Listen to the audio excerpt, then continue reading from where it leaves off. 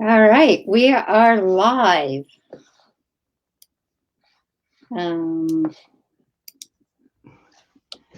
don't, let me, okay. Where did you go? I was looking to see if we were live on Facebook, but I can't find it. So, all right, let me go on my phone and see if it's live. We're live on our phone, on my phone. Yay. All right.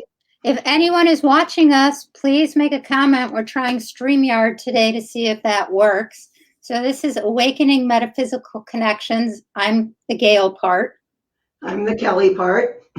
So we just thought we'd try it one more time and see what happens. And Kelly, I don't know about you, but the last 2 days were so intense.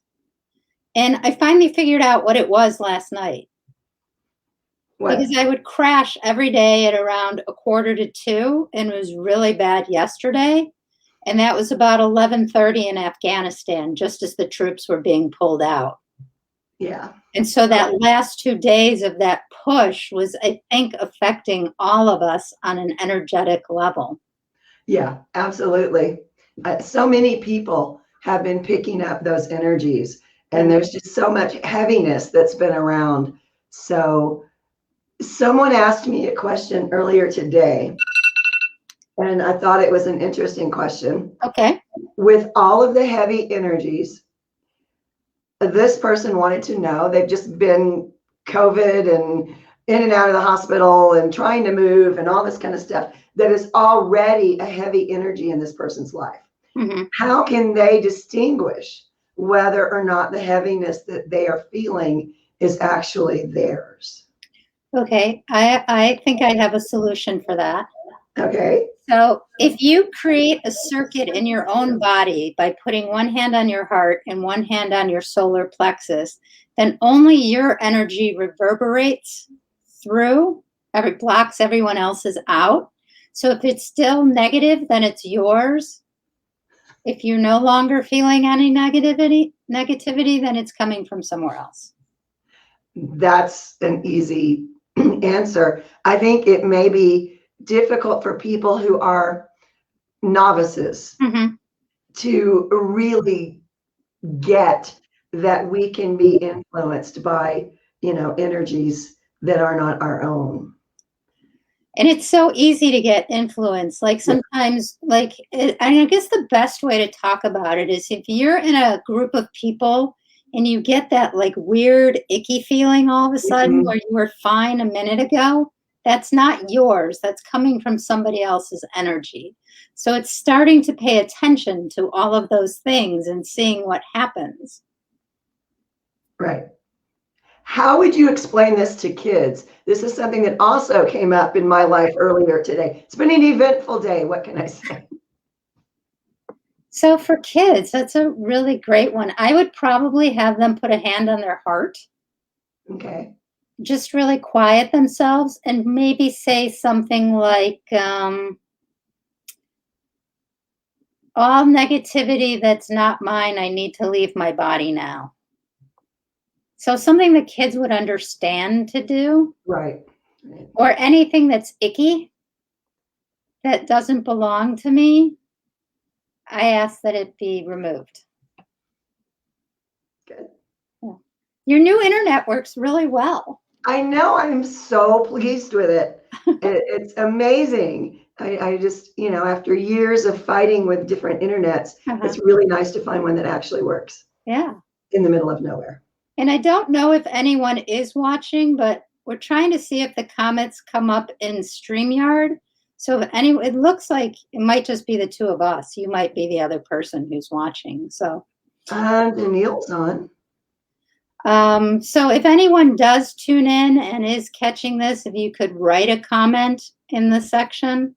So the questions that I got asked were, how do we gain greater confidence in using our abilities? That's a really good one. And I know personally, I struggled with that for so long. And it's something that I think a lot of people who recognize their gifts as children struggle with, because first off, you're a kid. And when you tell people things and they may not be on the same wavelength, even if it's like a parent, it's really difficult for that kid to say, okay, I saw this ghost, for lack of a better term, and this is what they said, and you'll get shut down. And I did for the longest time. When I started saying things that then started coming true, people were just afraid of me. Yeah, me as well. Yeah. Me as well. And it's really tough. You just have to have more faith in yourself than you do in those people telling you you've lost your mind. I think the first time someone told me I'd lost my mind, I was 5. So, and kids today, they are waking up so early. Well, kids today aren't even waking up. They're just never. They're born awake. Yeah. Yeah, we're the ones who are waking up to the fact that they are still so connected from the other side. Yep. That, it's kids. My grandson has found several times now his tombstone from previous lives. Wow. He's 6, but he's done that. He started that when he was like 4. So kids that we have on the planet right now are just really something special. As an adult, and I know a lot of people, they know they have gifts. Somebody shuts them down, they turn it off. That would be me. And later on in life, what happened? It exploded out. Yeah, and it does. If you have a gift, you have a gift. What I found was I stopped telling people. And that was the really sad thing, because there were things that happened and I was like, yep, I knew that was going to happen. I could have prevented that. Oh, well, and that created a lot of guilt in me too. So, it's sort of that damned if you do, damned if you don't thing. It's hard on kids. But I know adults right now who never had any experiences in their childhood who all of a sudden are hearing things and seeing things and feeling energies, which I think is pretty spectacular. Are we having technical issues? It's not letting me answer any of the comments. I clicked on the comment icon. I can see them. I just can't respond to them. So I'm going to respond on my phone. Always the way. Won't. So Janelle, if you're hearing me, if you could tell me how to respond to them, because it says I can't post comments to Facebook groups. Probably if I was on a page, I could. It's probably going to cost me money to do that. Oh, we don't want that. Definitely not. So I can see comments, I just can't respond to them. So if anyone wants to put a comment, we're happy to answer questions. I just can't respond to the comments. So the other question I got asked is let me try that in English. It's been a really long week today. Yeah. Suggestions for best practices for newbies. What I wish someone had told me way back when is to stay grounded. I swear I've spent most of my life outside of my body. I think I still do. Yeah, and I do too. But that is really important, especially with all the heaviness, all the heavy energy, and trying to determine, is it mine, is it not, whose is this? If you're grounded, it's easier to tell. The fun thing that someone taught me when somebody finally mentioned being grounded, I'm like, why has this not been brought up before? It's fun, and I've had a whole room of kids doing this, is you put both your hands on top of your head and jump. And that's a fun thing to do, especially for kids. And the kids, again, on the planet right now are some very special people. Well, and those of us who are older and came back with intuitive gifts, we were the first wave. Right. Because we had to be here to prepare Earth and Yeah. humanity for these new kids to be coming in. Because if we hadn't done our jobs, they wouldn't be coming in now. Hey, a comment appeared. Just click on any comment and see it should show up on your screen. Okay. Showed up. Hide. Okay. But how do you respond to it? That's Well, like it says I can't post comments to groups. If I was probably doing this from a Facebook page, maybe I would be able to. right. Here, we'll post this one.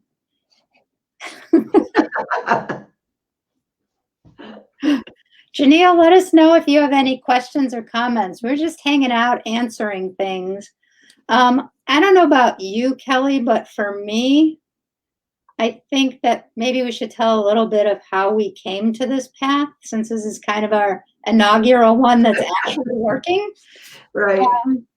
So if anyone's watching it, they have a little bit more story about us and like how we got to this point, because I believe sometimes sharing your story gives other people the courage to share theirs, or they relate to something in it, and then it then really helps them. So you want me to start or you want to start? It doesn't matter. I just went through this earlier today. Okay, then you get to start. What I am doing is I'm trying to put a program together for kids that, because I was really traumatized as a child. My friends were dead people, and that was really the truth. And so I kind of grew up with that being detached from my family. And my family, I am convinced the term dysfunctional family was created to describe my family. I always wondered if I waited too long to get into a line, and that's why I picked the parents that I picked. The last one left, yeah. It's a lifetime of not feeling you belong, kind of thing. So I very early on, I started rescuing animals. Animals would literally follow me home. I was the kid who didn't have to make up that story. I mean, it was crazy how many animals would follow me home. So I decided I was going to go in that direction. But the universe, God, whoever you want to, I say blame it on, kept saying, no, no, no, no, no. The people, you're here for the people. I'm like, but I don't like the people. But I was in junior high school before I found an adult that could relate to me. And oddly enough, it was a pastor's wife. And she was very gifted. And she kind of turned me around. I really think if it were not for her entering my life at that time, I would have a very different life and I probably would not have survived it. She really was an angel to me. So then I started just talking to people. I was raped at a very early age. I was sexually molested at an even earlier age. I did not have a great childhood. And one of the things she told me was, it is never too late to give yourself a happy childhood. So eventually that's what I did. I've known horrible abuse and I've overcome it. And I've decided that if my story can help someone else, then that's what I need to do. So in 2014, I wrote my first book. And it's kind of evolved from there. My goal is to have like-minded people, healers, teachers, and we can develop a program where we go places, and speak to people and help other people get through their struggles. There's so many people hurting right now. And, if I'm not supposed to save every animal on the planet, maybe I can make a difference for a couple of people. So that's me in a nutshell. Yeah, my childhood, I've talked about it, and I believe the stories are in a lot of the books that I've written. But the first book I actually wrote was an eating disorder book with my coworker called The Little book of eating disorder wisdom, Reclaiming Your Power. But the book that we did together, which I consider my first book, is I Don't Know How I Know, I Just Know. And it talks about my story and how I came to kind of be who I am and how my gifts started to come back. But one of my favorite stories to tell is that, so when I was 5, my mom had had a stillborn and my grandfather died. And before my mom and dad told us the baby was sick in the hospital, and I put my arm around, I came home from like preschool and I put my arm around my mom and said, just be honest, the baby's already in heaven with God. Why are you telling us that it's still in the hospital and sick? And just be honest about it. And of course, she left the room hysterical crying. That's kind of the day I lost both my parents emotionally. And Right. then shortly after, I told my parents that my grandfather was going to die of a major heart attack. And 2 weeks later, he died of a major heart attack. So I basically wasn't allowed to speak Mhm. or to use my voice. And then when I was in college, and then of course I had an eating disorder, I shut everything off. I withdrew from the world. I wouldn't let myself go outside anymore because I was always connected outside. I got allergies so bad that I couldn't even be outside. Right. And but when I was in college, the gifts started coming back. And I was like 5 when my grandfather died, and I was doing my internship in eating disorders in a Catholic hospital with crosses everywhere. And I'm sitting at lunch with the other patients. And then all of a sudden, my grandfather, who died, is sitting across from me in the room. And I'm Love it when that happens. huh, because I didn't really remember what he looked like. So I'm like, and then it turns out that my other grandfather was having a heart attack that day, and he came in to tell me and warn me. But that's when the gifts really started to come back in my early 20s. And I knew exactly when my grandmother was going to die. I knew when I would have dreams 3 weeks before the death of a funeral. And like the way we picked my grandfather's coffin, there's no way that my brother picked it. And he's like, he always had gray cars. Let's get him a gray coffin. But in the dream, the coffin was gray. Yeah.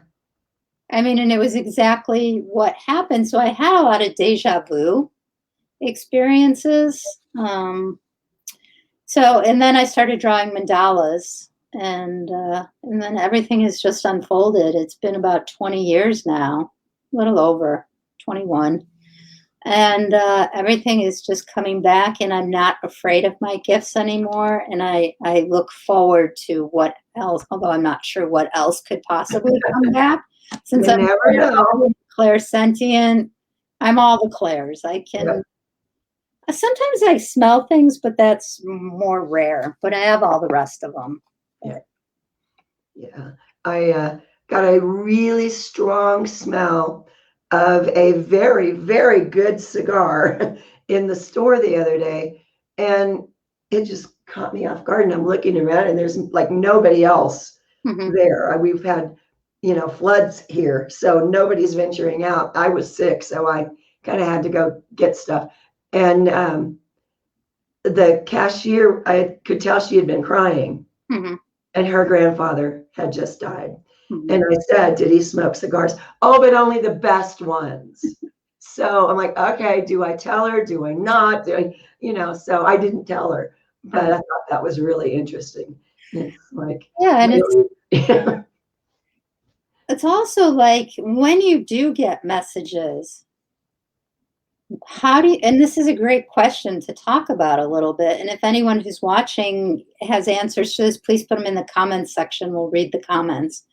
Um, how do you know when to give people comments? I found for me, what works is I ask questions. Like, have you ever thought about this? As opposed to Mhm. saying, I'm getting this information right now. So instead I'll say, I'm just really curious if this were to happen, how do you think you would react Right, to this? right. That's a good way to go because you just never know. Mhm, And there are some people that would be, traumatized by that. mhm, So that's a good way to do it. Sometimes, especially when people are just starting out, they want to test their abilities. So I've seen this a couple of times where someone will just randomly walk up and want to do a reading on people. I think that's rude. I don't think that's a good idea at all. So don't do that. Ask their permission at least. But I've seen it on TV shows too, where somebody will just randomly walk up and start talking about that. In my opinion, that is one of the things that gives psychics a bad name. It's, and I don't even like the word psychic, but yeah, there are certain things that have been sort of done through the years that should not have been done at all. And I think we're feeling the fallout still from that. Well, I really wanted to, on Instagram, I really wanted to call myself the no nonsense psychic, but I just couldn't use the word psychic. Yeah. So I made it no nonsense intuitive. Because Yeah, for me, that's just kind of how I am. Like, I'll get the download of information. Here it is. I'm not sugarcoating it. I'm not hiding anything. I'm just going to give it to you straight. No, I think it says on my Instagram page, no tricks, no gimmicks, no, Right. Yeah. Right. That's, I think there's a lot, I lived a lot of my life telling close friends, I'd really like to get out of this one without being burned at the stake. And that's kind of where that, hesitation to embrace psychic comes from. It's, too much. She's a witch, burn her, that whole kind of thing that used to be more prevalent than it is now, thankfully. But it's still, it's still there. Yeah. I think one of the other questions I got is, what blocks you from messages? Do some people use like substances, food? Do they use like gambling? What blocks your flow? Any of those and so much more can block your flow. A lot of people too, and I know I was guilty of this at one time. I don't want to know. I don't want to know. Don't tell me. Don't tell me. Don't tell me. Because you just feel weird within yourself having this information. And it's like, I don't, la, la, la, la, la, I don't hear you. And I've spent years doing that. And finally I learned that establish a relationship with your guides. If I don't really want to hear about the traffic accident that killed 42 children on a school bus, don't tell me that's going to happen. I don't want to know that's going to happen. I'll react on the news the same way everybody else does. But things that are less life and death, less gory. My guides give me pictures. I sometimes wish they would not. But, ask your guides what kind of information you want, and they will give you the information you ask for. How do you start to have that's a great suggestion, but how do you start to have a relationship with your guides? And then one of our viewers said she likes the word mystic more than psychic. I kind of do too. I agree with that. Yeah. I used to call myself the reluctant mystic. That was actually going to be the title of the book at one point. Yeah. I was the reluctant psychic in California when I lived there. That was the name of my company. And it was very reluctant. It's like, I don't want to do this. And I went, oh, okay, fine. But how you develop a relationship with your guides, first off, you have to be open to receive the information from your guides. A lot of times in the very beginning, guides will come to us in dreams, or sometimes in meditation, depending on how adept you are at meditating. If you are not a very deep meditating person, they probably won't. But anytime you are very, very quiet and you go deep enough and you open your heart, you say, I would like to know who my guides are. Mine just popped up. You just, you have to ask. And you have to be open-minded enough to accept that they are there. If all of a sudden you're asking for your guides and you get chills like I just got here, there's a guide. If you ask a question and you hear a different voice whisper in your ear, you're not going crazy. That's you asked a question, they're giving you an answer. I Mhm. think we like, and I studied psychology, and I know you've studied psychology. We like to play the, you're hearing voices that, No, part, none of us are schizophrenic. right. And that's, I think that scares people. Mhm. When you hear someone whisper in your ear, often mine have English accents. I do not know why, but you That kind was of one of think your favorite lifetimes, that's why. it had to be. You and, relate to that. it just, you have to be open to receive. Mhm. And I think a lot of times we start going down a road and then we get scared. We're like, Mhm. oh, I can't go down this road. And we backpedal. Well, you've just missed an opportunity to connect with a guide or an angel or an alien. Someone was going to talk to you and you just kind of blew them out of the water. Yeah. So, how do you connect with your guides? How did you start? Growing up, my room was always 20 degrees colder than the rest of the house, and no one could So explain they came to see because you. we had had the air conditioning and the heat checked multiple times, and there was no issue. And then I think it was the second book, I Still Know What I Know. I talked about the ice beings. Yeah. And so I think they've been around me since I was little, and they kind of put you in Whoops. a deep freeze. You know, one of the stories, and I put it in one of the books, I don't remember which one, but we had a friend, there's a group of 5 of us who met in a class, and we became really good friends. And one of the people developed a brain tumor. And Mhm. the 4 of us knew how to open the Akashic records. So we opened the Akashic records. Talk about being reluctant. This story really demonstrates that. So I'm sitting there and I'm sitting there, and they're like, Gail, you need to go up and do something. I'm like, nope, someone else is doing it. It's not always me. It doesn't always have to be me. I am not doing it. Somebody else's turn. Right. And so I'm sitting there, and all of a sudden I hear come out of my mouth, may I approach your head? And then they dropped my body temperature 20 degrees and froze the tumor. And when she went back before she had chemo, there was no tumor anymore. Yeah. And she's been cancer free ever since. I mean, she had radiation and things like that to be on the safe side, but they froze it because they dropped my body temperature. So it took 3 hours to get my body temperature back to normal, which made That's, me a little reluctant to do those things going forward. does that happen to you every time you work with the Akashic records now? Well, we specifically open them for healing, but yeah, a lot of the times that I'm in the records, I'll get healing messages for people, Right. things like that. My teachers have all said to me, "Where are you in the records?" Because I've never been here before, and we're in the nosebleed section. I'm like, well, this is where I hang out. So Janelle asked, what would be good reasons for someone to do a past life session? What benefits can come from it? I think you don't necessarily have to have a past life session. You can open your Akashic records. Sometimes when we have fears, phobias, or things that we're stuck on, it's because we've carried it over from a past life. Yep. So it just kind of ties in with what we're talking about right now.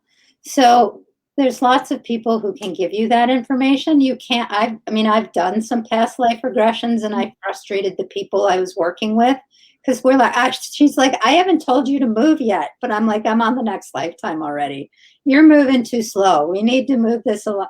I frustrate teachers like there's no tomorrow. Mm-hmm. I do too. Yeah. One teacher was so angry with me, he gave me a migraine. Like I got so sick and I had so much pain in my head that I literally couldn't talk. Then I had another teacher ban me from asking questions till the end of the class because I wanted to know things that no one else wanted to know.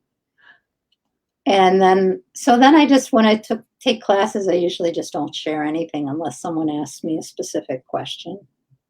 So Yep. One of the joys of being silenced. One of the things when you're considering doing a past life session make sure you have someone who is absolutely experienced and knows what they're doing. Early on in my life, I went to someone for a past life session, and they did not establish any boundaries. And I went back to a life where I was burned alive. And guess where they put me in that lifetime? So it was incredibly traumatic. I would not wish that on anyone. So just be really, really, really, really careful. Same goes with the Akashic records. Make sure someone really knows what they're doing. I have known of some people to get lost there for a little while.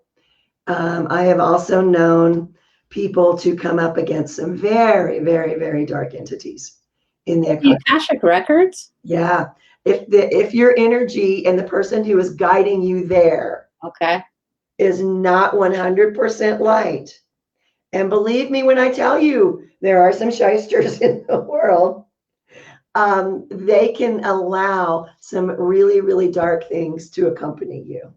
It's funny because whenever, like the first time I took this Akashic record class a long, long time ago with a lady who wasn't very good at it. And I'm like, okay, so is it normal? I see this huge white building that looks like a library. And I said, and then there's a bunch of knights dressed like King Arthur time in a semicircle in front of the building. And she's like, you can see all that? And I'm like, yeah, they're right there. So I freaked her out because, I got all this information. So one of the comments is she doesn't really want to go back, but I find it interesting that there are people that really feel the need to do so.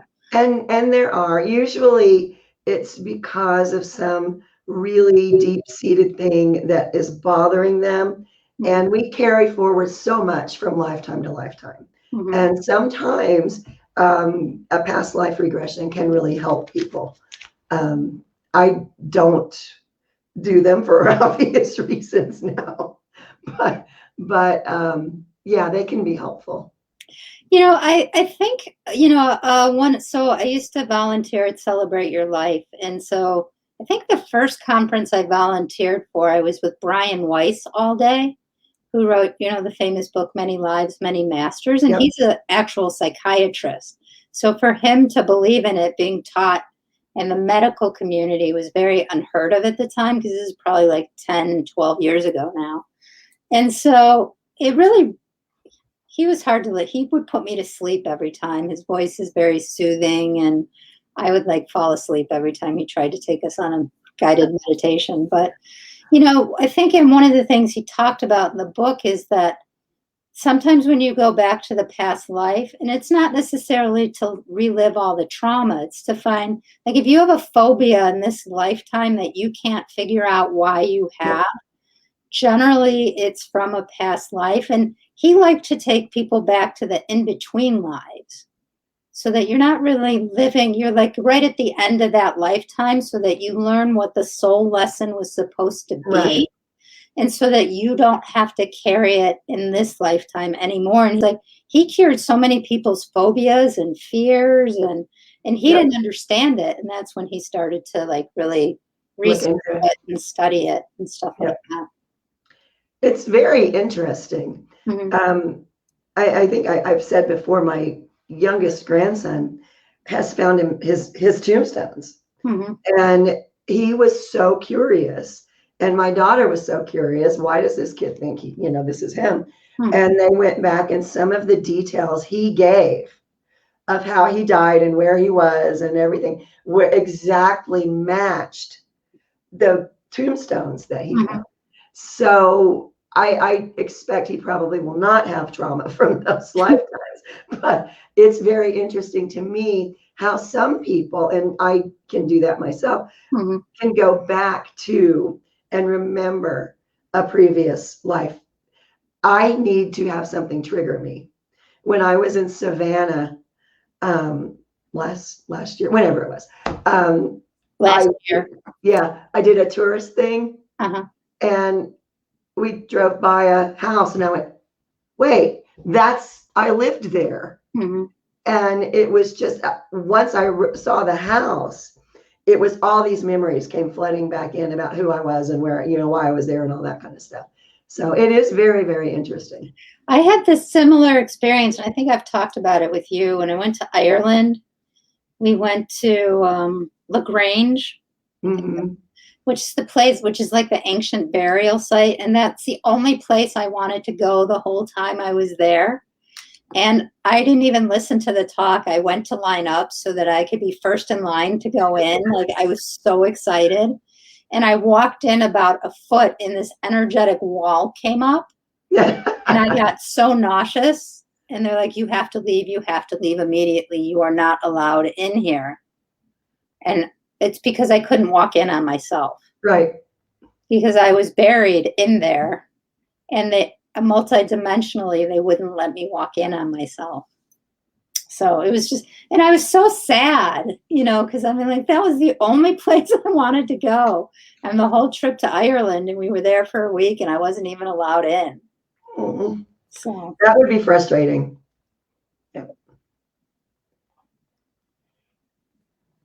Yeah, so past life regressions can be very valuable for healing for those who get stuck from moving forward due to certain triggers or fears. But again, you don't have to relive the whole lifetime. You can go back and just ask, what was the trauma in that lifetime that you can't let go of, and then move beyond it. Because once you bring it to the conscious level, you can clear it and it doesn't have to affect you anymore. So I hope that answered your question, Janelle. So yeah, anything else you want to cover today, Kelly? I think we've kind of run the gamut of a lot of different things, but people are really hurting right now. Mm-hmm. And a lot of it, I really think we should teach children how to know if their energy is theirs or if they're picking up something else.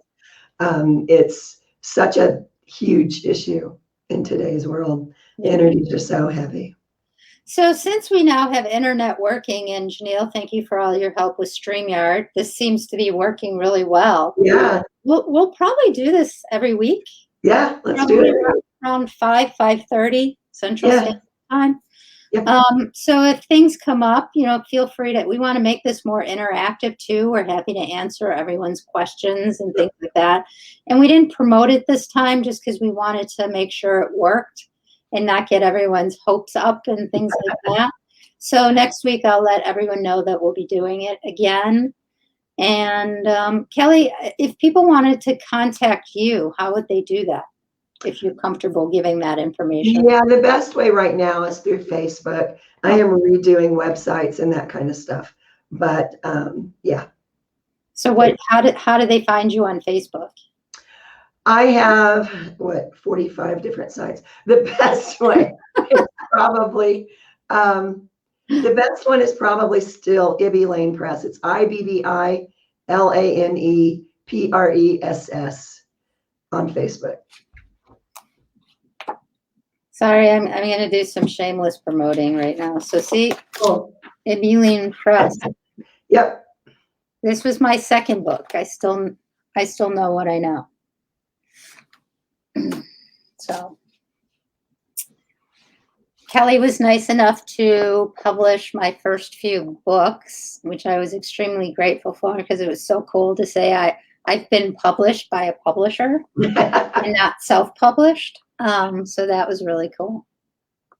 Yep. And then that took me on a whole different trajectory. A whole different journey, yeah. And then I think the most fun I had from writing the books and publishing them was doing all the podcasts afterward.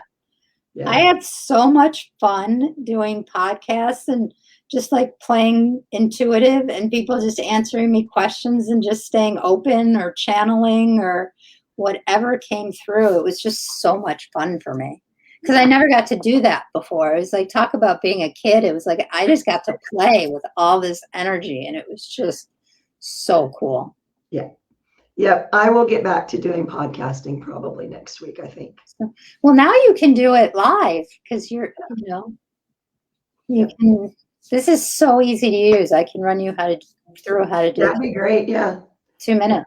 I think the All right. video just adds a lot more. I think more people will watch a video than just listen to the sound.